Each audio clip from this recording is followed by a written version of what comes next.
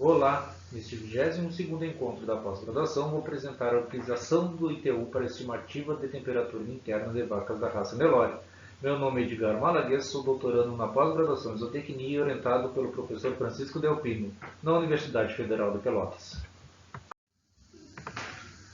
O estresse térmico pode ser definido como uma alteração fisiológica e metabólica que comete o indivíduo quando estão fora do seu conforto térmico. Em um ambiente com alta temperatura e também alta umidade relativa do ar, a temperatura interna tende a aumentar. Para que isso não aconteça, as vacas tendem a modificar o seu processo fisiológico.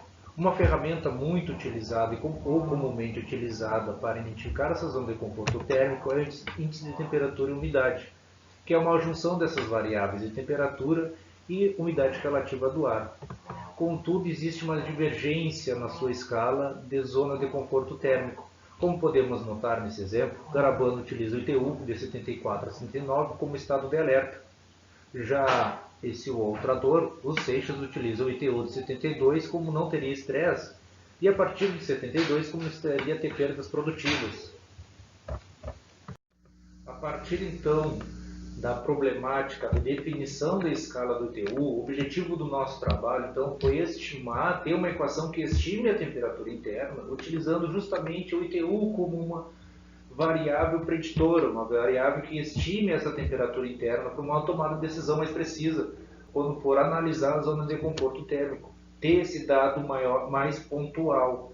O nosso estudo foi conduzido numa propriedade comercial na cidade de São Domingos do Araguaia, no Pará. As vacas eram da raça Nelore com peso aproximadamente de 457 kg. Essas vacas eram mantidas em pastejo contínuo com taxa de lotação variável. A temperatura interna foi medida a cada 30 minutos, com o termômetro acoplado a um dispositivo intravaginal. O ITU foi medido através de uma estação meteorológica, onde foi obtido as variáveis de temperatura do bulbo seco e umidade relativa do ar.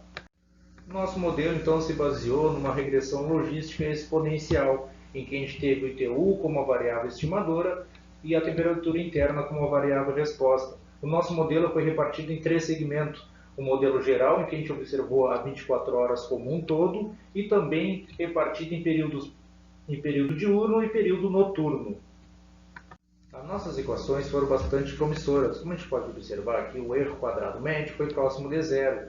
Assim como a gente pode observar no P, a hipótese nula foi rejeitada, ou seja, o coeficiente de terminação não foi igual a zero, mostrando que o THI, como uma variável preditora, ela tem uma adição significativa dentro do modelo. Assim como a gente pode observar que para os modelos geral e diurno, o R quadrado foi próximo de 1. Nesta outra tabela aqui, a gente tentou uma validação das nossas equações, pegando a temperatura interna estimada comparada com a temperatura interna observada, através de uma regressão linear do viés da proporção da diferença, também analisando a média da diferença. E qual foi o resultado disso? A gente entendeu e observou que há determinados momentos que há uma superestimativa das nossas equações. Isso daí nos remete que, apesar de que as nossas equações são bastante promissoras, ainda cabe algum estudo dentro dessas equações, ou analisando por período, ou entendendo que existe uma outra variável que se encaixa dentro da nossa equação. Concluímos que sim, que o índice de temperatura e umidade pode ser usado para estimar a temperatura interna das vacas. O nosso melhor modelo, que teve melhores resultados, foram para o período diurno. Este modelo que a gente traz nesse trabalho, ele é um modelo de uma ferramenta para uma tomada de decisão mais precisa.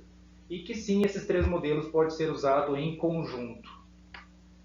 Tenho a agradecer à Agência de Fomento CAPES, a empresa Ardiceu, que proporcionou esse experimento, a Universidade Federal de Pelotas, o curso de pós-graduação em zootecnia e ao grupo no PEC, qual eu faço parte.